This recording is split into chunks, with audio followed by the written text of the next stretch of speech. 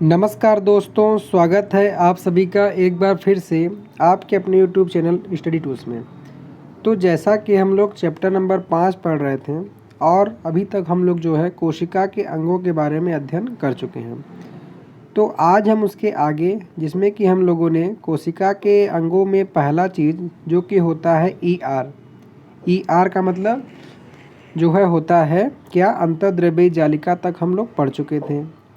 आज हम पढ़ेंगे इसके दूसरे भाग गोल्जी उपकरण के बारे में कि क्या होता है गोल्जी उपकरण, जो कि ये भी बहुत ही एक महत्वपूर्ण भाग होता है।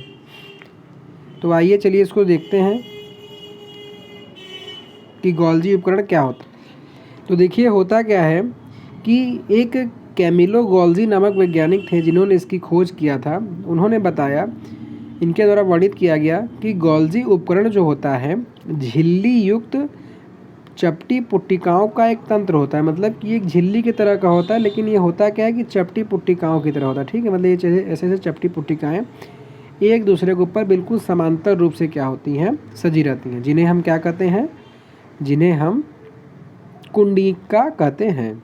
ठीक है दोस्तों, और उसी के साथ इन झिल्लियों का संपर्क किससे होता है, ER का मीन्स आप लोग कमेंट बॉक्स में लिख के बताइए।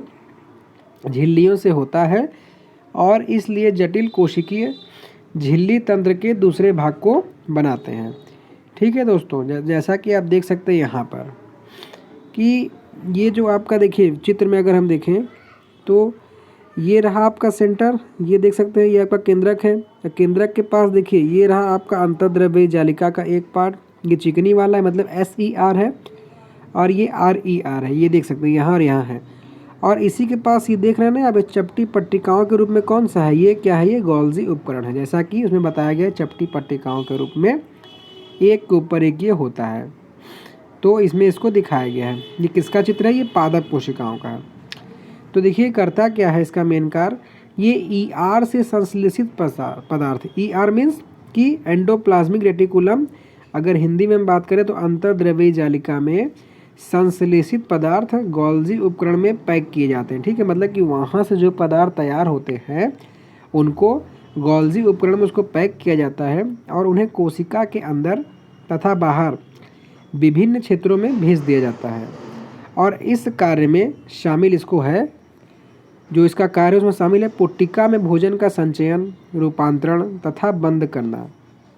मतलब अगर इसको चित्र में हम ध्यान दें तो कहने का मतलब ये है कि देख सकते हैं गोल्जी उपकरण के पहले अगर हम देखें ये वाला पार्ट में आता है क्या, ER आता है। तो इसमें जो भोजन केंद्रक के पास से तैयार होता है ये हमारा जाता है गोल्जी उपकरण में, और यहाँ से पैक होकर ये कोशिका के विभिन्न भाग, मतलब कि ये अंदर का भाग है तो यहाँ तक, इसके अलावा बाहर तक भी जाता है। और इसके कार्य क्या है, इसके कार्य भोजन का संचयन मतलब कि स्टोर करना, फिर इनको रूपांतरण करना और साथ ही आवश्यकता से अधिक होने पर बंद करना।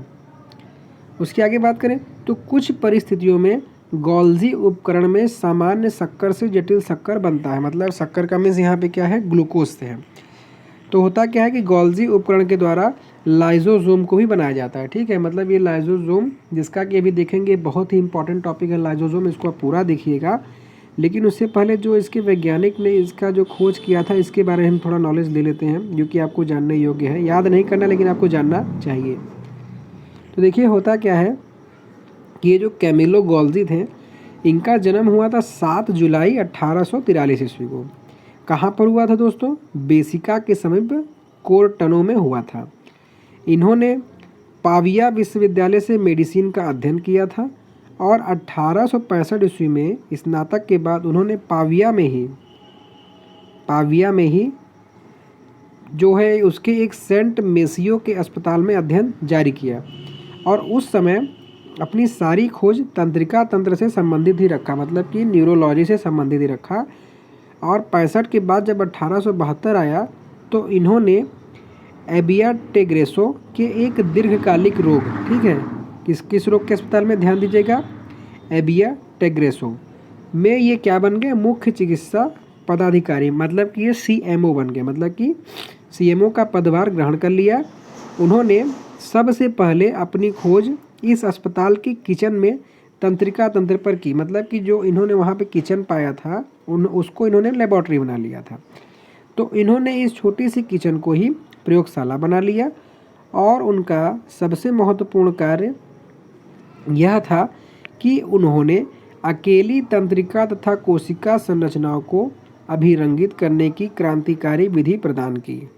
और इस विधि को क्या कहा गया? इस विधि को कहा गया ब्लैक रिएक्शन। बहुत ही इंपॉर्टेंट इनकी खोज थी कि इन्होंने जिसको क्या किया गया, रंगने की विधि तैयार की और इसको इस नाम से जाना जाता है। इस विधि में इन्होंने सिल्वर नाइट्रेट, मतलब कैसे किया इन्होंने, तो इस विधि में इन्होंने सिल्वर नाइट्रेट के तनु घोल का उपयोग किया था। विशेषतः यह कोशिका की कोमल शाखाओं की प्रक्रियाओं का मार्ग पता लगाने में महत्वपूर्ण था और सारा जीवन में इसी दिशा में कार्य करते रहे और इस विधा से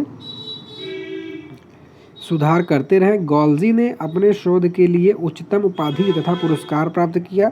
सन 1906 ईस्वी में इन्हें सेंटियागो रेमोनी कजाल के साथ संयुक्त रूप से तंत्रिका तंत्र की संरचना कार्य के लिए नोबेल पुरस्कार दिया गया। तो एक तरीके से आप देख सकते हैं नोबेल पुरस्कार विजेता भी हैं, तो इनका नाम आप ध्यान रखिएगा। और कब मिला था? 1906 ईस्वी मिला था। तो अब हम आते हैं वापस लाइजोजोम पे। तो देखिए होता क्या है